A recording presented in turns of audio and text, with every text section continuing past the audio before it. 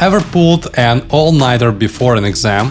Or battled jet lag when you're supposed to be relaxing on vacation? Or just wished days had more than, well, 24 hours? We've all been there, staring at the ceiling, begging for energy. Just 30 to 40 years ago, our only option was chugging bitter coffee and praying for mercy. But then came Red Bull, the tiny silver can that didn't just wake you up. It turned exhaustion into a badge of honor. Suddenly, needing no sleep wasn't a problem. It was a power move. Hi, I'm Mike Inishev, and in this video you won't find out the secret ingredient of Red Bull. You won't get $10 for nothing, and you definitely won't learn how to fly. Instead, you'll get a proven strategy on how to make people want a product they don't actually need, and at the same time encourage them to do incredible things. This is the story of Red Bull. Enjoy your drink.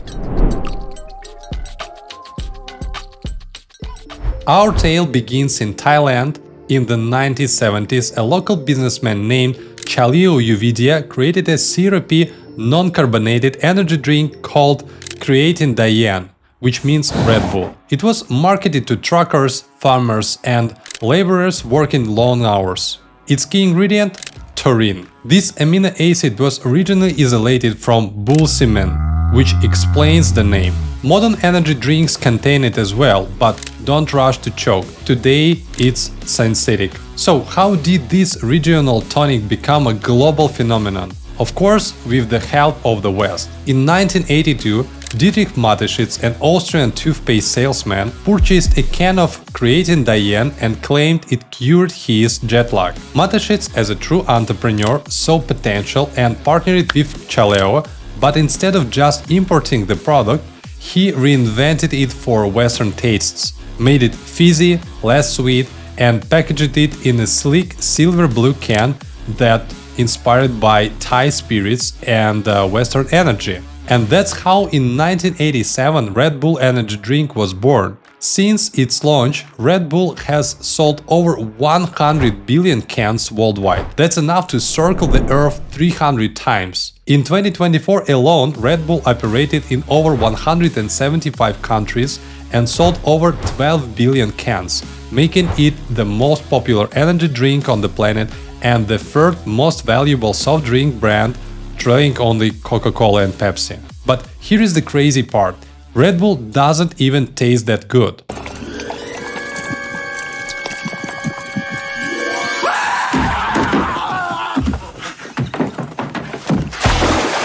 So, how did a carbonated bitter energy drink become a global empire? The answer isn't in the can. It's in the marketing genius behind it. Let's start with the first thing that comes to mind thinking of Red Bull. Its logo, which actually perfectly captures the brand's dynamic. The two charging bulls stay for power, the red signifies perseverance, and the backdrop of the sun symbolizes energy. Red Bull logo isn't just design, it's color psychology in action. That's how the brand makes you feel the adrenaline before you even taste the drink. And if you want to have a cool logo as well, I totally recommend you to watch our recent video about color psychology. No pressure, just friendly advice. Speaking of psychology, did you know that 4.8-ounce can wasn't an accident, but also a psychological trick? Just take a look. It's small enough to feel like a shot of energy, but still not a full drink. And it's more expensive per ounce than Coke, making it feel premium. The second thing which many people associate with Red Bull is its slogan. Red Bull Gives You Wiiings is considered one of the most popular and memorable advertising slogans in the world, and that's really outstanding. While competitors push health benefits such as taurine and B vitamins, Red Bull goes all in on adrenaline and says, "We'll make you fly." Okay, logo and slogan is just the tip of the iceberg. No matter how good the packaging is, no one will buy your product until you find someone to sell it to. In Thailand, Creatine Diane was cheap and most popular with blue-collar workers, while Mateschitz introduced Red Bull as a high-end drink for adventurous and party-going young people. He promoted the drink through parties at Austrian ski resorts, bars, and clubs, as well as sponsoring university campus ambassadors. But the energy drink brand didn't stop spreading its influence only on party makers and skiers. Red Bull slaps their name on any sport they can, including soccer, racing, hockey, and even esports. Moreover, despite existing sports, they invent their own. Flag tag, Red Bull. Crash ties, Red Bull.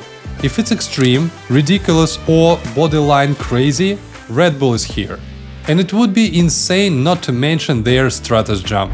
In 2012, Felix Baumgartner leapt from 128,000 feet, the edge of space, breaking the sound barrier with his body during a 4-minute free fall. Sponsored by Red Bull, it became the most watched live YouTube event ever, providing they don't just sell wings, they defy physics. Instead of traditional marketing, Red Bull chooses events and experiences that resonates with the brand's energy and spirit. In addition to sports series, its marketing includes multiple sports teams ownerships like F1 teams or football club RB Leipzig.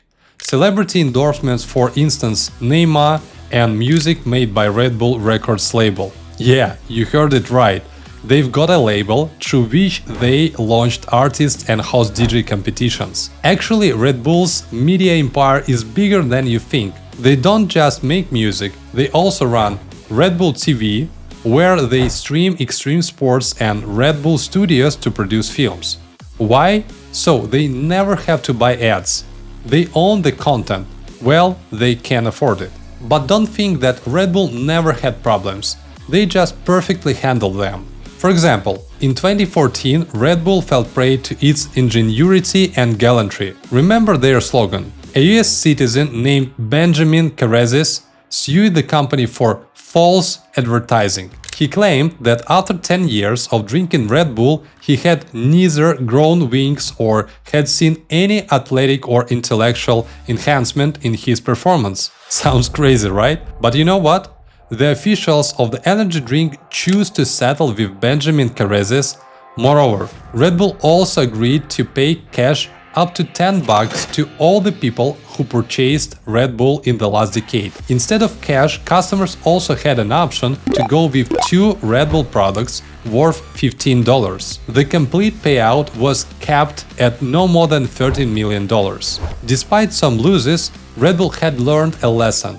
They realized that their marketing slogan was catchy and the tagline had gathered global attention that was driving the sales. So, in a bid to keep their tagline intact, they added 2 eyes to their word wings. And that is how the slogan became like this. Red Bull gives you wings. Or let's take another obstacle, health concerns. They were always flying around this drink, threatening to tarnish the brand's reputation. In response, Mateschitz invested in scientific research, ensuring product safety and establishing a trust foundation with his consumers. He embraced transparency, an invaluable lesson for entrepreneurs in our age of information. And that is how a successful business deals with problems. Yeah, today Red Bull gets billions of dollars. They own soccer teams, F1 championships, and even a media empire. All from a drink that, let's be honest, tastes like liquid battery acid. But that's actually not the point, because their real product is not the liquid in the can, but the belief that anything is possible, as long as you've got the wings for it. So, does the Red Bull make you fly? Let me know in the comments. And if you enjoyed this video, please like it and subscribe. Thank you for watching and see you in the next one.